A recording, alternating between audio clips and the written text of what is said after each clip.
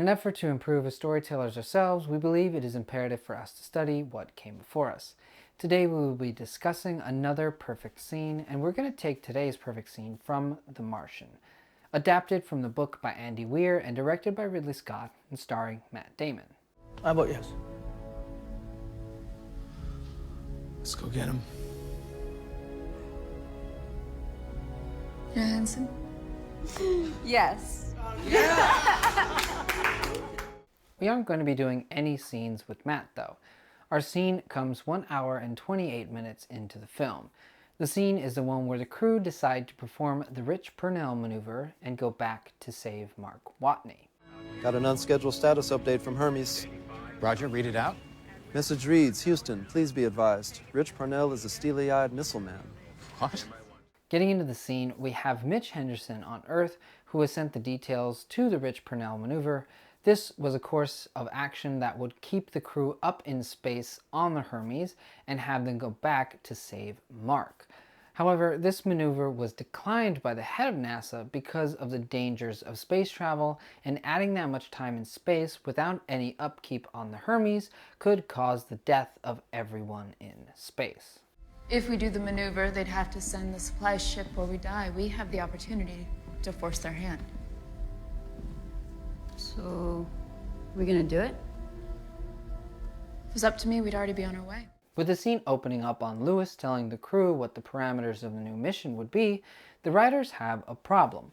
How to make this scene have conflict when everyone in the room wants the same thing. Blake Snyder says in his book Save the Cat, every scene must have conflict. If it doesn't, take it out.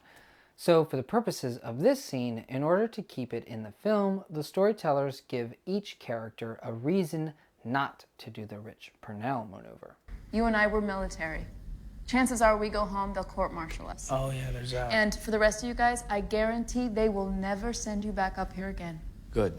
For Lewis and Martinez, the reason is a court-martial when they get back to Earth, which will almost certainly mean the end of their military careers. For Johansson and Beck, that would mean their astronaut careers are also over.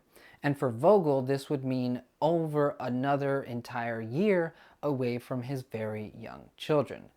All of these are genuine dilemmas for each character.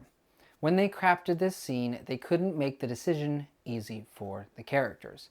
That's the mark of true conflict. It's not between right and wrong, it's between two difficult choices. If we do everything perfectly, we had 533 days to our mission. 533 more days before we see our families again. 533 days of unplanned space travel where anything could go wrong. They can rescue their friend, but in doing so, they would all effectively end their careers. This makes the conflict real, by ensuring that once they make a decision, they have to sacrifice something tangible. For Lewis and Martinez, this is easy. As military people, they understand the whole no man left behind thing. So they're in, even if that does mean a court-martial. And Lewis knows that. She knows her fellow soldier will absolutely put themselves in danger for someone else, which is why she lays out the consequences. And even with all the danger, Martinez is in. If it's mission critical, we die. Sign me up. All right, cowboy, slow down. Beck is in, of course. He is the crew's doctor, and so other people's safety is his priority. And Mark is in a deadly situation, so it's a no-brainer for him. When writing these characters, the storytellers make sure to show their intelligence. And how do they do this? By having them not just ask questions, but ask the right questions.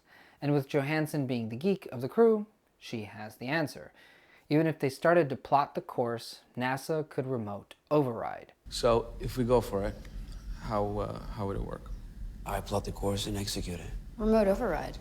They could take over the Hermes from mission control. She would have to tamper with the code in order to keep NASA from stopping them. This serves to set up conflict for later on in the film. As you know, every scene is a part of the whole, and each one should not only pay off previous scenes, but should also set up future ones. And with that, Vogel lays out just how long they will be in space if they do it. Over 2 years on a dangerous mission to Mars. Twice. For someone that has a family, it's not easy for him to say yes. But as he says, it's more than enough space for one lifetime. Well, it has to be unanimous. If we do this, it will be over 900 days of space. That's more than enough space for one life, so yes. With the vote taken, it's a triumphant moment. One that we feel connected to because it is rebellious, and we love rebels. This is a scene that fleshes out some important side characters in a very singular protagonist story, which is why the scene is so good, because even though we spend very little time with these characters, we still feel like they are full and complete people.